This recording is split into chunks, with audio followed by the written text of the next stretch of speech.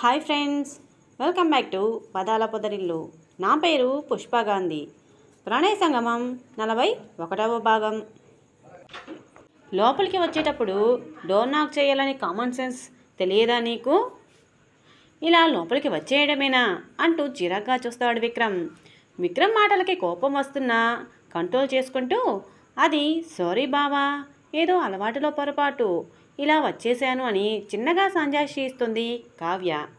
కావ్య మాటలకి, లుక్ కావ్య, నువ్వు ఎవరి దగ్గర ఎలా అయినా ఉండు, బట్ నా దగ్గర నీకు నచ్చినట్టు ఉండకు. I don't like that's it. అతను ఎంత మామూలుగా చెప్తున్నా అతని గొంతులోని బేస్కి అది వార్నింగ్ లాగే అనిపిస్తుంది కావ్యకి. విక్రమ్ మాటలకి చిన్నబుచ్చుకొని అలానే నిల్చుతుంది కావ్య. విక్రమ్ తన వర్క్ చేసుకుంటూ కావ్యని చూసేసరికి అలాగే నిల్చున్నట్టు కనిపించడంతో కావ్య అని స్మూత్గా పిలుస్తాడు. విక్రమ్ పిలుపు చెవిని చేరగానే టక్కున తలెత్తి చూస్తుంది కావ్య విక్రమ్ వైపు. అక్కడే నిల్చున్నావేంటి, వచ్చి కూర్చో అని చెప్పడం ఆలస్యం. కాళ్ళు పీకుతుండడంతో వెళ్ళి చెవుల్లో కూర్చుంటుంది.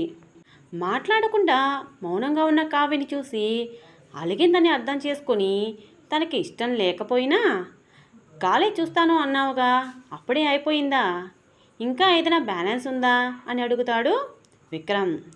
లేదు బావా, మొత్తం చూసేశాను, ఎక్కడా వదలకుండా. నిజం చెప్పాలి అంటే నాకు చాలా నచ్చేసింది ఈ కాలేజ్. నా స్టడీస్ కంప్లీట్ అయిపోయాయి, కానీ లేదంటే నేను ఇక్కడే జాయిన్ అయ్యేదాన్ని. అంతలా నచ్చేసింది అంటే నమ్ము అని ఉత్సాహంగా చెప్తుంది కావ్య. కావ్య మాటలకి చిన్నగా నవ్వుతూ, ఓకే ఓకే, లంచ్ టైం అయిందిగా, ఇంటికి వెళ్తావా, డ్రైవర్కి కాల్ చేయనా అని అడుగుతున్న విక్రమ్ని చూస్తూ, ఇంటికి ఎందుకులే బావా, నీ దగ్గర బాక్స్ ఉందిగా, అత్త మన ఇద్దరికి కలిపి పెడతాను అంది అంటూ కళ్ళు ఇంతవి చేసుకుని చెప్తుంది. ఓహో, ముందే అన్నీ ప్రిపేర్ చేసుకుని వచ్చావన్నమాట అని మనసులోనే అనుకుంటూ, కావ్య అతను వీడియో కాల్ మాట్లాడేటప్పుడు చూసిందేమో అని ఆలోచిస్తున్నాడు విక్రమ్.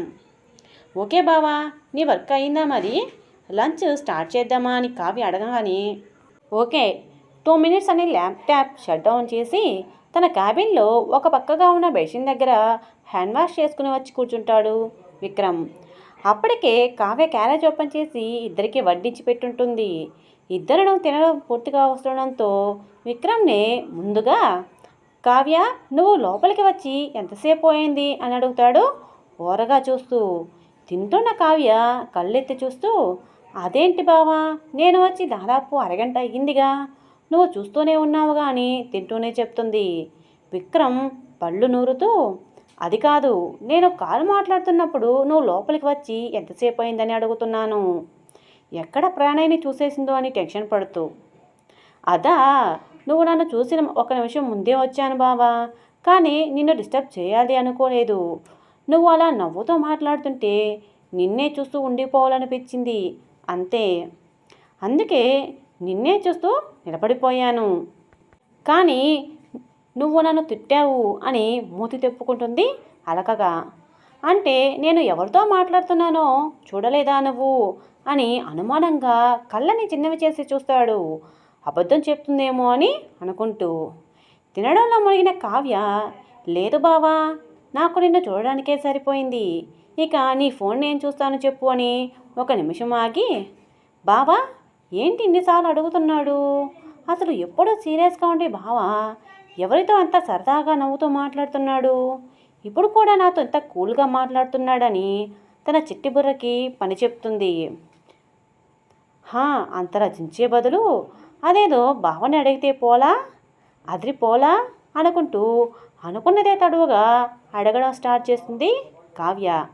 పాపం పాపకి తెలియదు తాను అలా అడిగితే నెక్స్ట్ మినిట్ తను ఎలాంటి సిచ్యువేషన్ ఫేస్ చేయాల్సి వస్తుందో అని. కావ్య, బావా నేనొకటి అడగనా అని అమాయకంగా మొహం పెట్టి అడుగుతుంది. కావ్య అలా అనగానే చివ్వున తలెత్తి చూస్తాడు విక్రమ్. విక్రమ్ చూపుకి జడుచుకొని హి అని పళ్ళన్నీ చూపిస్తూ ఒక నవ్వు నవ్వుతుంది కావ్య. విక్రమ్ అదే ఎక్స్ప్రెషన్స్తో, ఏంటో కానివ్వు, నాకు వర్క్ ఉందని హ్యాండ్ వాష్ చేసుకోవడానికి బేసిన్ దగ్గరికి వెళ్తూ చెప్తాడు. నువ్వు అంత సరదాగా నవ్వుతూ ఎవరితో మాట్లాడుతున్నావు, పైగా నేనెక్కడ చూశాను అని ఇన్నిసార్లు అడుగుతున్నావు అని భయపడుతూనే అడుగుతుంది. కావ్య ప్రశ్నకి ఒక షాక్ లుక్ ఇస్తాడు విక్రమ్. ఆ చూపులో తేడా తెలియడంతో తలని దించేస్తుంది కావ్య. విక్రమ్ తాపీగా నాప్కిన్తో హ్యాండ్ బ్యాగ్ తుడుచుకుంటూ వచ్చి తన సీట్లో కూర్చోగానే, ఇప్పుడు నేను ఎవరితో మాట్లాడానో నీకు తెలియాలి అంటావు అయితే, అంతేనా? అయితే విను, తను నా ఫ్రెండ్. హెల్త్ బాగోలేకుంటే ఫోన్ చేసి మాట్లాడాను. చాలా, ఇంకేమైనా డీటెయిల్స్ కావాలా నీకు అని తననే చూస్తూ అడగడంతో, చాలు చాలు బావా, ఇది చాలు, ఇంకా డీటెయిల్స్ నాకెందుకు చెప్పు, నీ ఫ్రెండు నీ ఇష్టం, మధ్యలో నాకెందుకు కష్టం అంటూ అక్కడి నుండి తను కూడా హ్యాండ్ వాష్ చేసుకోవడానికి వెళ్ళిపోతుంది తడబడుతూ. 2 సెకండ్స్లో వచ్చి క్యారెట్ సర్దేసి వర్క్ చేసుకుంటున్న విక్రమ్ని చూస్తూ నిల్చుంటుంది కావ్య.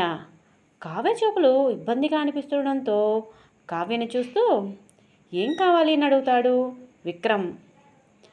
మరేం లేదు బావా, మార్నింగ్ నుండి లంచ్ టైం వరకు కాలేజ్ మొత్తం చూసేశాను. లంచ్ కూడా నీతో కలిసి తిన్నాను. ఇప్పుడు ఏం చేయాలా అని ఆలోచిస్తున్నాను. అందుకే నిన్ను చూస్తున్నానని చెప్తుంది కావ్య. నువ్వు ఆలోచించేదానికి నన్ను చూడడం దేనికి అని ఐబ్రో రైస్ చేసి చూస్తాడు విక్రమ్, చేతిలో పెన్నుని అటు ఇటు తిప్పుతూ. విక్రమ్ అడిగిన క్వశ్చన్కి ఏం చెప్పాలో తెలియక నేల చూపులు చూస్తూ, అంటే అది నువ్వు ఏదైనా వర్క్ చెప్తావేమో, నీకు హెల్ప్ చేద్దామని చూస్తున్నా బావా అని చెప్తుంది కావ్య. కావ్య మాటలకి చిరాకు పుట్టడంతో, నా వర్క్ నేను చేసుకోగలను, నాకు ఎవరి హెల్ప్ అవసరం లేదు, అయినా నువ్వు చేసే వర్క్ కాదు ఇది, నీకు అంత ఖాళీగా అనిపిస్తుంటే ఇంటికి వెళ్ళిపో అంటూ కావ్యకి మాట్లాడే ఛాన్స్ ఇవ్వకుండా డ్రైవర్కి కాల్ చేసి 10 మినిట్స్లో ఇక్కడ ఉండాలి అని చెప్పి కట్ చేస్తాడు విక్రమ్. ఇదేంటి, ఇప్పటివరకు బాగానే మాట్లాడాడు కదా, ఇంతలో ఏమయ్యింది ఏంటో, ఎప్పుడు ఎలా మాట్లాడతాడో తనకైనా తెలుస్తుందో లేదో అనుకుంటూ ఉసూరుమంటూ కుర్చీలో కూర్చుండిపోతుంది కావ్య. కావ్య దిక్కులు చూస్తూ క్యాబిన్ మొత్తం చూపులతోనే స్కాన్ చేస్తుంది.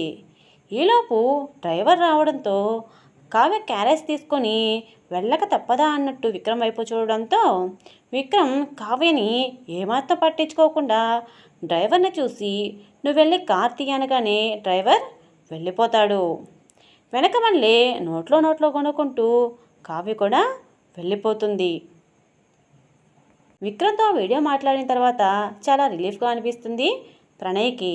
ఎంత సరదాగా మాట్లాడుతున్నారు, ఆయన చూసిన వాళ్ళెవరూ అనుకోరు అతను అంత సరదాగా మాట్లాడతారని అని నవ్వుతూ మాట్లాడిన విక్రమ్ని గుర్తు చేసుకుంటూ బెడ్ రెస్ట్కి ఆనుకుని కూర్చున్న తను కొంచెం కిందకి జరిగి పడుకుంటుంది ఫోన్ పక్కన పెట్టేసి.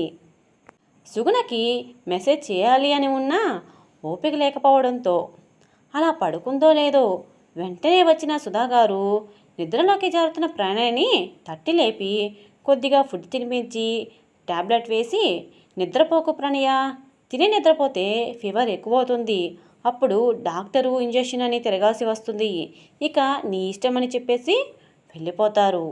సుధాకర్ అలా చెప్పడంతో ఇక చేసేది ఏమీ లేక పక్కన పెట్టిన ఫోన్ చేతిలోకి తీసుకుని సుగుణకి మెసేజ్ చేస్తుంది ప్రణయ. హలో మేడం, మేము గుర్తున్నామా?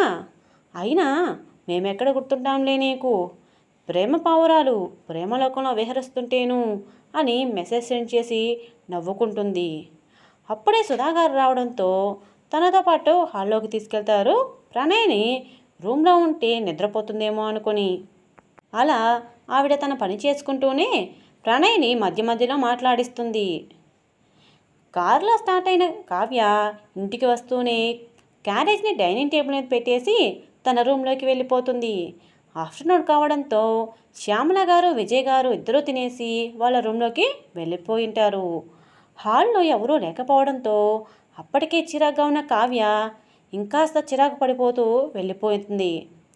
ఏసీ ఆన్ చేసినా తన చిరాకు తగ్గకపోవడంతో వాష్రూమ్లోకి దూరి షవర్ ఆన్ చేస్తుంది.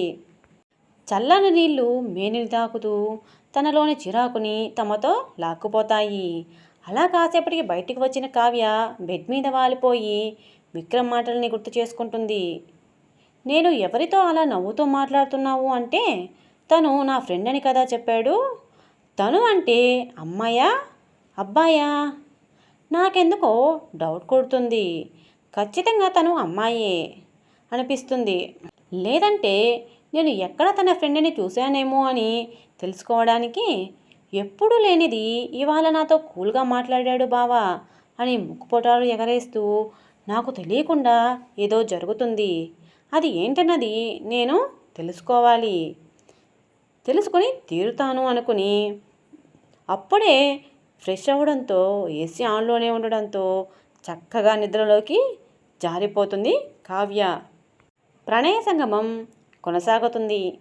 ఇదండి ఈరోజు కథ. ఎలా ఉంది? మీకు నచ్చిందా? ఈ కథ మీకు నచ్చినట్టు అయితే వీడియోని లైక్ చేసి ఈ కథ మీద మీ అభిప్రాయాన్ని చిన్న కామెంట్ రూపంలో తెలియజేయండి. అలాగే మన పదాల పత్రికల ఛానల్ని ఇంకా సబ్స్క్రైబ్ చేసుకునే వాళ్ళు వెంటనే ఒక క్లిక్తో సబ్స్క్రైబ్ చేసుకొని మీ ఫ్రెండ్స్కి షేర్ చేయండి. అలాగే మరికొన్ని సరికొత్త భావాలతో మరొక ఎపిసోడ్లో కలుసుకుందాం. బాయ్.